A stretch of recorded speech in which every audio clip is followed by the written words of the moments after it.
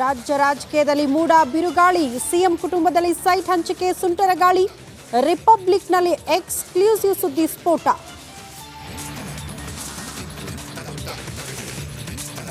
ರಾಜ್ಯದಲ್ಲಿ ಮೂಡ ಗೋಲ್ಮಾಲ್ ಸಂಚಲನ, ಫಸ್ಟ್ ನಾವು ಬ್ರೇಕ್ ಮಾಡ್ತೀವಿ, ಉಳಿದವರು ಫಾಲೋ ಮಾಡ್ತಾರೆ, ನಾವೇ ಫಸ್ಟ್ ನಾವೇ ಫಾಸ್ಟ್.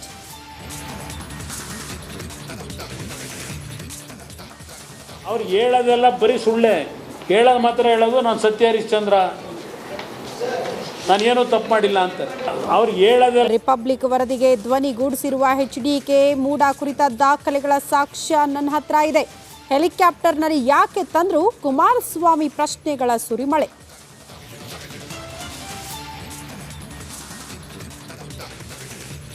ಸಿಎಂ ವಿರುದ್ಧ ಪ್ರಾಸಿಕ್ಯೂಷನ್ಗೆ ಅನುಮತಿ ಹಿನ್ನೆಲೆ ರಾಜ್ಯಪಾಲರಿಗೆ ಶುರುವಾಯ್ತಾ ಆತಂಕ, ಬುಲೆಟ್ ಪ್ರೂಫ್ ಕಾರು ಮೊರೆ ಹೋದ್ರ ಗೆಹ್ಲೋಟ್.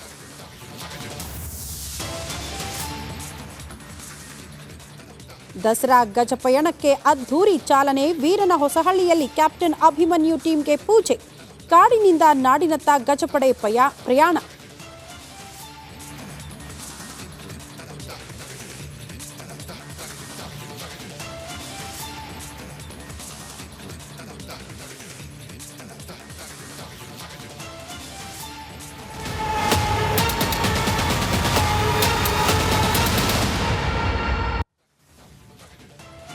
ನಮಸ್ಕಾರ, ನೀವು ನೋಡ್ತಾ ಇದ್ದೀರಾ ರಿಪಬ್ಲಿಕ್ ಕನ್ನಡ, ನಾನು ಶ್ರುತಿ. ಸಿಎಂ ಸಿದ್ದರಾಮಯ್ಯನವರ ರಿಯಾಕ್ಷನ್ ಕೇಳೋದಕ್ಕೆ ಬಹಳ ಕುತೂಹಲ ಇತ್ತು. ಕಾರಣ ಇವತ್ತು ಬೆಳಗ್ಗೆ 9 ಗಂಟೆಯಿಂದ ರಿಪಬ್ಲಿಕ್ ಕನ್ನಡ ಮೂಡ ವಿಚಾರಕ್ಕೆ ಸಂಬಂಧಪಟ್ಟಂತೆ ನಾನು ಸೈಟ್ ಕೇಳೇ ಇಲ್ಲ, ಅವರೇ ಕೊಟ್ಟರು ತಗೊಂಡ್ವಿ ಅಂತ ಸಿಎಂ ಸಿದ್ದರಾಮಯ್ಯನವರು ಕೊಟ್ಟಿರುವಂಥ ಹೇಳಿಕೆಗೆ ಈಗ ಒಂದು ದಾಖಲೆ ಸಿಕ್ಕಿರೋದು. ಸಿಎಂ ಪತ್ನಿ ಬರೆದಿದ್ದಾರೆ ಎನ್ನಲಾಗಿರುವಂತಹ ಪತ್ರ, ಅದರಲ್ಲಿ ನಿವೇಶನ ಕೇಳಿದ್ರು ಎನ್ನಲಾಗಿರುವಂತಹ ಆರೋಪ. ಅದಕ್ಕೆ ಸಂಬಂಧಪಟ್ಟಂತ ರಿಯಾಕ್ಷನ್ ಬೇಕಾಗಿತ್ತು, ಬಟ್ ನೋ ರಿಯಾಕ್ಷನ್. ಮಾಧ್ಯಮದವರು ಪ್ರಶ್ನೆ ಮಾಡ್ತಾ ಇದ್ದಂತೆ ಅಲ್ಲಿಂದ ಸಿಎಂ ಸಿದ್ದರಾಮಯ್ಯನವರು ಹೊರಟು ಹೋಗಿದ್ದಾರೆ. ಪತ್ರದ ವಿಚಾರಕ್ಕೆ ಪ್ರತಿಕ್ರಿಯೆ ನೀಡೋದಕ್ಕೆ ಸಿಎಂ ಸಿದ್ದರಾಮಯ್ಯನವರು ನಿರಾಕರಿಸಿದ್ದಾರೆ.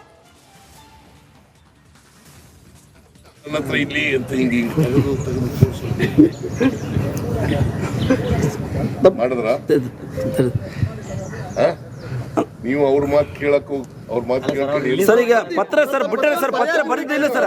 Sir sir sir pen drive ಇದೆ ನನ್ನ ಹತ್ರ ಇಲ್ಲಿ ಅಂತ ಹಿಂಗೆ ಮಾಡಿದ್ರ ನೀವು ಅವ್ರ ಮಾತು ಕೇಳಕ್ಕೂ ಅವ್ರ ಮಾತು ಕೇಳ್ಕೊಂಡು ಸರ್, ಈಗ ಪತ್ರ ಸರ್ ಬಿಟ್ಟರೆ ಸರ್, ಪತ್ರ ಬರೆದಿಲ್ಲ sir. Sir sir sir pen drive ಇದೆ ನನ್ನ ಹತ್ರ ಇಲ್ಲಿ ಅಂತ ಹಿಂಗೆ ಮಾಡಿದ್ರ ನೀವು ಅವ್ರ ಮಾತು ಕೇಳಕ್ಕೂ ಅವ್ರ ಮಾತು ಕೇಳ್ಕೊಂಡು ಸರ್, ಈಗ ಪತ್ರ ಸರ್ ಬಿಟ್ಟರೆ ಸರ್, ಪತ್ರ ಬರೆದಿಲ್ಲ ಸರ್. ಸರ್ ಸರ್ ಸರ್ ಇನ್ನು ಈ ಎಲ್ಲ ಬೆಳವಣಿಗೆಗೆ ಸಂಬಂಧಪಟ್ಟಂತೆ ಮೊದಲ ಹಂತವಾಗಿ ದೂರು ಕೊಟ್ಟಂತಹ ಟಿಜೆ ಅಬ್ರಾಹಂ ಅವರ ಈಗ ರಿಪಬ್ಲಿಕ್ ಕನ್ನಡ ಜೊತೆ ನೇರ ಸಂಪರ್ಕದಲ್ಲಿ ಜಾಯಿನ್ ಆಗ್ತಿದ್ದಾರೆ. ಸರ್ ನಮಸ್ತೆ. ಇವತ್ತಿನ ಬೆಳವಣಿಗೆ ಒಂದು ದಾಖಲೆ ತಮ್ಮ ಗಮನಕ್ಕೆ ಬಂದಿದೆ ಅಂತ ಭಾವಿಸ್ತೀನಿ. ಫಸ್ಟ್ ರಿಯಾಕ್ಷನ್ ಅದು ನಾವು ನಮ್ಮ ಕಂಪ್ಲೇಂಟ್ ಅಲ್ಲಿ ಅನೆಕ್ಷರ್ ಎಲ್ ಅಂತ ಹಾಕಿದ್ದೀವಿ. ಓಕೆ, ಅನೆಕ್ಷರ್ ಎಲ್ ನಾವು ಹಾಕಿರೋದು ಅದೇ ಪತ್ರನೇ. ಅದರಲ್ಲಿ 2ನೇ ಪೇಜ್ ಅಲ್ಲಿ ಹಿಂಭಾಗ ಒಂದು ಗ್ಯಾಪ್ ಬಿಟ್ಟಿದ್ದಾರೆ. ಅದನ್ನ ನಾವು ಕೋರ್ಟ್ ಅಲ್ಲಿ ಪ್ರಶ್ನೆ ಮಾಡ್ಬೇಕು ಅಂತ ವೇಟ್ ಪಡ್ತಾ ಇದೀವಿ, ಕಾಯ್ತಾ ಇದೀವಿ. ನೀವು ಅದನ್ನ ತಗೊಂಡಿದ್ದೀರಾ, ಸಂತೋಷ. ಅಬ್ರಾಹಂ ಸರ್, ತಮ್ಮ ಅನುಮಾನ ಏನು? ತಾವೇ ಹೇಳ್ದಂಗೆ ಒಂದು ಲೈನ್ ವೈಟ್ನರ್ ಹಾಕಿದ್ದಾರೆ, ಅದನ್ನ ಕೋರ್ಟಲ್ ಪ್ರಶ್ನೆ ಮಾಡ್ತೀನಿ ಅಂತ ತಾವು ಹೇಳ್ತಿದ್ದೀರಿ. ತಮ್ಮ ಅನುಮಾನ ಏನು? ಅದನ್ನ ನೋಡಿದ ತಕ್ಷಣ ತಮಗೆ ಏನ್ ಅನಿಸ್ತು? ಅಲ್ಲ, ನೀವು ಆ ಸೆಂಟೆನ್ಸ್ ಓದಿದ್ರೆ ನಿಮ್ಗೆ ಗೊತ್ತಾಗ್ತದೆ ಅಲ್ಲಿ ಎಲ್ಲಿಗೆ ಕೇಳಿರ್ಬೋದು ಅಂತ. ಯಾರು ಬೇಕಾದ್ರೂ ಅರ್ಥ ಮಾಡ್ಕೋತಾರೆ ಅದನ್ನ. ಈಗ ಆ ಜಮೀನನ್ನು, ಆ ಬದಲಿ ಜಮೀನನ್ನ ನನಗೆ ವಿಜಯನಗರದ 1-2-3 ಬ್ಲಾಕ್ ಹೇಳಿರ್ತಾರೆ. ವಿಜಯನಗರ ಇಂಥ ಬ್ಲಾಕ್ ಅಲ್ಲಿ ಕೊಡಿ ಪ್ರಾಧಿಕಾರವು. ಅದು ನಮಗೆ ಸ್ಪಷ್ಟವಾಗಿತ್ತು. ನಮಗೆ ಕಂಪ್ಲೇಂಟ್ ಆಗ್ತಾಗ್ಲೇ ತನಿಖೆ ಆಗ್ತದೆ.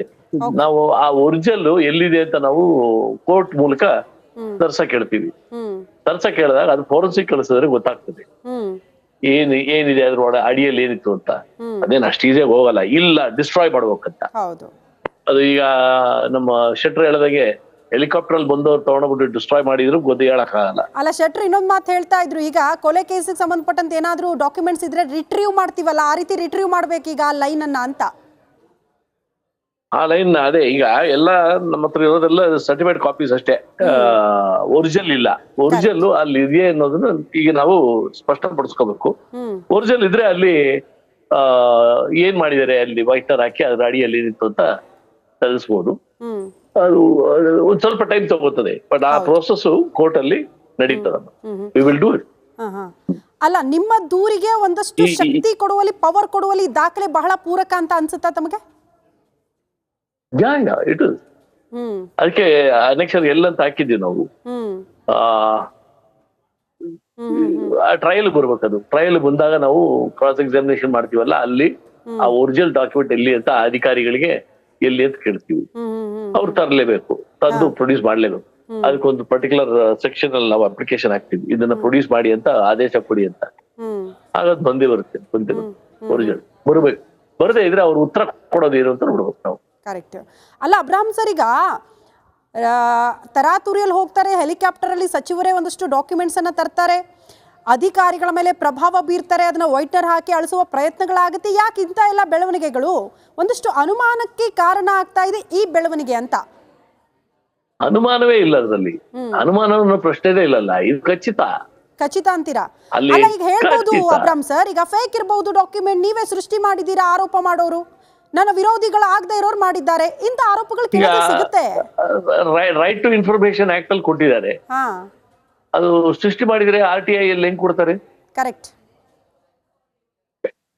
ಅಲ್ಲ, ಪ್ರದೀಪ್ ಸರ್ ಬಹಳ ಸ್ಪಷ್ಟವಾಗಿ ಹೇಳಿದ್ರು. ಅಬ್ರಾಹಂ ಸರ್, ಈಗ ನೀವು ಅದನ್ನೇ ಹೇಳ್ತಿದ್ದೀರಿ, ಪ್ರದೀಪ್ ಅವ್ರು ಕೂಡ ಅದೇ ಹೇಳಿದ್ರು, ನನ್ನ ಕೈಗೆ ತಂದು ಕೊಟ್ಟಿದ್ದಾರೆ, ವೈಟ್ನರ್ ಹಾಕಿರೋದು ಅದು ಕೂಡ ಅಂತ. ಎಷ್ಟು ಚೆನ್ನಾಗಿ ಅರ್ಥ ಆಗುತ್ತೆ ಅಂತ, ಅದು ವೈಟ್ನರ್ ಹಾಕಿದ್ದಾರೆ, ಯಾವ ಕಾಲದಲ್ಲಿದ್ದಾರೆ ಇವರೆಲ್ಲ, ಅರ್ಥ ಆಗಲ್ವಾ ನಮ್ಗದು ಅಂತ ಕೇಳ್ತಾ ಇದ್ರು ಅವರು.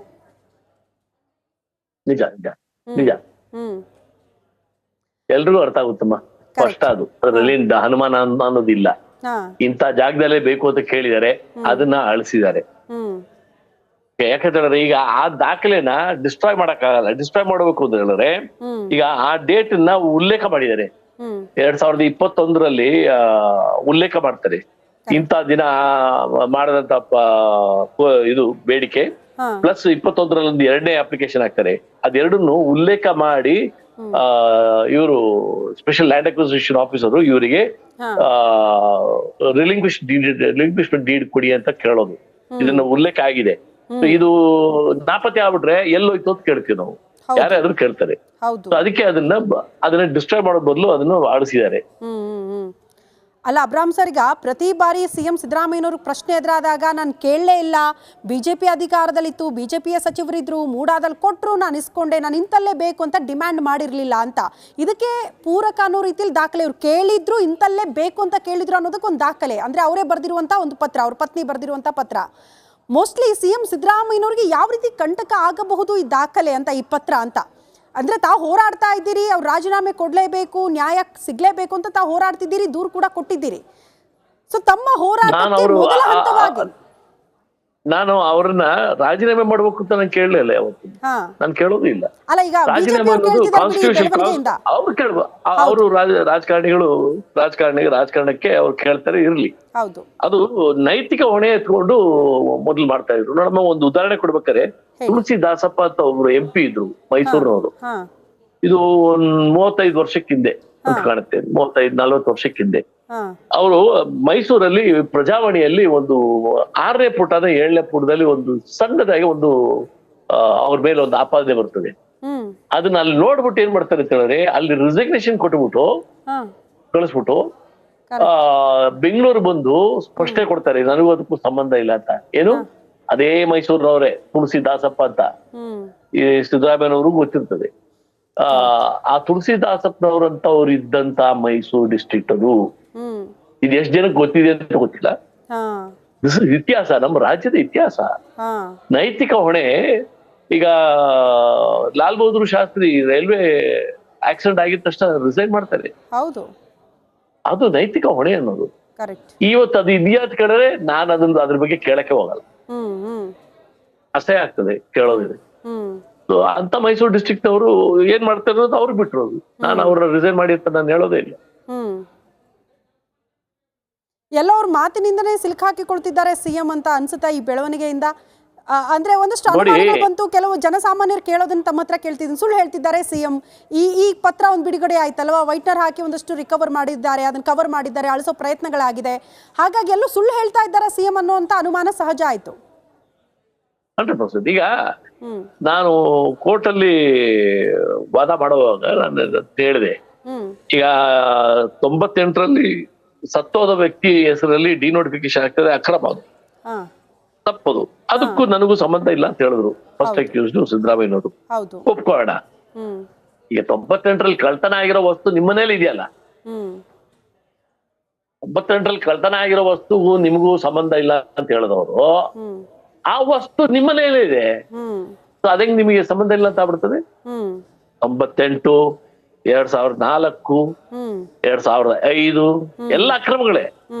2010 ಎಲ್ಲಿತ್ತು ಅವ್ರಿಗೆ ದಾನಪತ್ರ ಮಾಡಕ್ಕೆ? ಅವ್ರಿಗೆ ಜಮೀನ್ ಅವ್ರ ಕೈಲಿತ್ತ? ಮಲ್ಲಿಕಾರ್ಜುನ ಸ್ವಾಮಿ ಕೈಲಿತ್ತ? ಇಲ್ಲ ದೇವರಾಜನವರು ಮಲ್ಲಿಕಾರ್ಜುನ ಸ್ವಾಮಿ ಮಾರಿದಾಗ ದೇವರಾಜ್ ಹತ್ರ ಇತ್ತ ಜಮೀನು? ಯಾರ ಹತ್ರ ಇತ್ತದು? ದೇವನೂರು ಬಡಾವಣೆ, ಅದು ಮೂಡ ಕೈಲಿತ್ತು. ಅದನ್ನ ಇನ್ನೊಬ್ಬ ಹೋಗ್ಬಿಟ್ಟು ನಾನು ಹಳೆ ಹೆಸರು ಹಾಕ್ಬಿಟ್ಟು ಕೇಸರಿ ಗ್ರಾಮ ನಾನು ಮಾಡ್ತಾ ಇದೀನಿ ಅಂತಂದ್ರೆ ಕೇಸರಿ ಗ್ರಾಮ ಇಲ್ಲ, ಅಲ್ಲಿ ಇರೋದೇ ದೇವನೂರು ಬಡಾವಣೆ. ಸೊ ಈ ಅಕ್ರಮಗಳೆಲ್ಲವನ್ನು ಇಲ್ಲ ಇಲ್ಲ ಅಂತ ಹೇಳ್ಕೊಂಡು ನೀವು ಬಂದ್ರು ನೀವೇ ಒಪ್ಕೊಂಡ್ರಲ್ಲ, ನಮ್ ಜಮೀನ್ ನಾವ್ ಯಾಕ್ರಿ ಬಿಟ್ಕೊಡ್ಬೇಕು ಅಂತ. ಸೊ ಈ ಅಕ್ರಮ, ನೀವು ನಮ್ ಜಮೀನ್ ಯಾಕೆ ಬಿಡ್ಬೇಕು ಅಂತ ಹೇಳಿದವರು, ಇದನ್ನು ನಿಮಗೆ ತಾನೇ ಸೇರುತ್ತೆ, ಈ ಅಕ್ರಮಗಳೆಲ್ಲ ನಿಮಗೆ ತಾನೇ ಸೇರುತ್ತೆ. ನೀವು ಅಧಿಕಾರದಲ್ಲಿ ಬೇರೆ ಇದ್ದಿದ್ದೀರಾ. ಈಗ ನೀವ್ ಹೇಳೋದೇನು, 22ರಲ್ಲಿ ಅಲಾಟ್ಮೆಂಟ್ ಲೆಟರ್ ಕೊಟ್ರಲ್ಲ, ಅದು ಬಿಜೆಪಿನವ್ರು ಕೊಟ್ರು ಅಂತ. ಅದಕ್ಕೊಂದು ಉದಾಹರಣೆ ಕೊಟ್ಟಿದ್ದೀನಿ, ಸುಮಾರು ಕಡೆ ಹೇಳಿದೀನಿ. ಈ ಬಿರಿಯಾನಿ ರೆಡಿ ಮಾಡ್ಬಿಡ್ತಾರಮ್ಮ, ಫುಲ್ ಮಸಾಲೆ ಹಾಕಿ ಎಲ್ಲ ಕುಕ್ಕಿಂಗ್ ಎಲ್ಲ ಆಗ್ಬಿಟ್ಟು ಮುಚ್ಚಿ ಇಟ್ಬಿಟ್ಟು ಅದ್ರ ಮೇಲೆ ಕೆಂಡ ಹಾಕ್ತಾರೆ, ಅದಕ್ಕೆ ದಮ್ ಅಂತಾರೆ. ಈ ದಮ್ ಹಾಕೋ ಕೆಲ್ಸ ಎಲ್ಲ ಚೆನ್ನಾಗಿತ್ತಲ್ಲ ಅಂತ ಆಫೀಸರ್ ಕೇಳಿದ್ರೆ ಎಲ್ಲ ಆಫೀಸರ್ಸ್ ಇದು ಕರೆಕ್ಟ್ ಇದೆ ನೋಡ್ರಿ, ಈ ಜಮೀನ್ ಹೋಗಿದೆ, ಈ ಜಮೀನಿಗೆ ಯಾವ ರೇಟು ಇಷ್ಟು ಮೀಟಿಂಗ್ ಅಲ್ಲಿ ಹೇಳಿದಾರೆ ಎಲ್ಲ ಅಂತ ನೋಡ್ಸೋದಾಗ ಎಸ್ ಅಂತ ಹೇಳಿ ಕೊಟ್ಟವ್ರಪ್ಪ. ಅವ್ರಿಗೆ ಅದ್ರ ಒಳಗೆ ಪಾತ್ರೆ ಒಳಗೆ ದನದ ಮಾಂಸ ಇತ್ತೋ, ಮಟನ್ ಇತ್ತೋ, ಇಲ್ಲ ನಾಯಿ ಮಾಂಸ ಇತ್ತೋ ಅಂತ ಇವ್ರಿಗೆ ಗೊತ್ತಾಗಿಲ್ಲ. ಈಗ ಬಿಜೆಪಿನವ್ರು ಗೊತ್ತಾಗ್ತದೆ, ಅರ್ರೆ ನಾವ್ ನೋಡಕ್ಕೆ ಹೋಗಿಲ್ಲಲ್ಲ. ಯಾಕಂದ್ರೆ ಅಧಿಕಾರಿಗಳು ಅಷ್ಟು ಚೆನ್ನಾಗಿ ಅದನ್ನ ರೆಡಿ ಮಾಡಿ ಇಟ್ಟಿದ್ದಾರೆ, ಯಾರು ಅವಿಶ್ವಾಸ ಬರಲ್ಲ. ನೀವು ಒಂದ್ ಸ್ವಲ್ಪ ಮುಂಚೆ ನೀವು ಇದು ಹೇಳಿದ್ರಿ 2013 ಅಫಿಡವಿಟ್ ಅಲ್ಲಿ ಯಾಕೆ ಹಾಕಲ್ಲ ಅಂತ ಹೇಳಿದ್ರೆ ಅದು ಜನಕ್ಕೆ ಗೊತ್ತಾಗ್ಲಿ. ಫೈನಲ್ ವರ್ಡ್ ಈಗ ಈ ಬೆಳವಣಿಗೆ ಗಮನಿಸಿದ್ರೆ, ಈಗ ಸಿಎಂ ಸಿದ್ದರಾಮಯ್ಯನವರು ಪ್ರತಿ ಬಾರಿ ಕೂಡ ನನ್ನ ನೇರ ಇನ್ವಾಲ್ವ್ಮೆಂಟ್ ಇಲ್ಲ, ಅದ್ಯಾರೋ ಗಿಫ್ಟ್ ಇಟ್ಕೊಟ್ರು ನನ್ನ ಪತ್ನಿಗೆ, ಅವ್ರನ್ನ ಕೇಳ್ಕೊಳ್ಳಿ ಅನ್ನೋ ರೀತಿಯಲ್ಲಿ ಒಂದು ರಿಯಾಕ್ಷನ್ ಇರ್ತಿತ್ತು. ಬಟ್ ಈಗ ಪತ್ರ ರಿಲೀಸ್ ಆಗಿರೋದ್ರಿಂದ, ಡಾಕ್ಯುಮೆಂಟ್ ಸಿಕ್ಕಿರೋದ್ರಿಂದ ಈ ಕಾನೂನು ಹೋರಾಟಕ್ಕೆ ಮತ್ತಷ್ಟು ಈಸಿ ಆಗುತ್ತೆ, ನಿಮ್ಮ ಸ್ಟೆಪ್ ಇನ್ನಷ್ಟು ಈಸಿ ಆಗುತ್ತೆ ಅಂತ ಭಾವಿಸಬಹುದಾ finally? Okay Abraham sir, thank you so much Republic Kannada ಜೊತೆ ಮಾತನಾಡಿದ್ದಕ್ಕಾಗಿ, ತಮ್ಮ ರಿಯಾಕ್ಷನ್ ಹಂಚಿಕೊಂಡಿದ್ದಕ್ಕಾಗಿ. ಇದು TJ ಅಬ್ರಾಹಂ ಅವರ ಮಾತು. ಅವರು ಬಹಳ ಸ್ಪಷ್ಟವಾಗಿ ಹೇಳ್ತಿದ್ದಾರೆ, ಸಿಎಂ ಸಿದ್ದರಾಮಯ್ಯನವರು ಇನ್ವಾಲ್ವ್ ಆಗಿದ್ದಾರೆ ಅನ್ನುವಲ್ಲಿ. ಈಗ ರಿಪಬ್ಲಿಕ್ ಕನ್ನಡದಲ್ಲಿ ಪ್ರಸಾರ ಆಯ್ತಲ್ಲ, ದಾಖಲೆಯ ಸಮೇತ ವರದಿ ಪ್ರಸಾರ ಮಾಡಿದ್ವಲ್ಲ, ಖಂಡಿತ ನಮ್ಮ ಹೋರಾಟ ಇನ್ನಷ್ಟು ಈಸಿ ಆಗುತ್ತೆ. ಈ ಪತ್ರ ನಮ್ಮ ಹತ್ರ ಇದೆ, ಇದನ್ನ ಇಟ್ಕೊಂಡು ನಾವು ಕಾನೂನು ಹೋರಾಟ ಮಾಡ್ತೀವಿ ಅನ್ನುವಂಥ ವಿಚಾರವನ್ನ TJ ಅಬ್ರಾಹಂ ಅವರು ರಿಪಬ್ಲಿಕ್ ಕನ್ನಡ ಜೊತೆ ಮಾತನಾಡ್ತಾ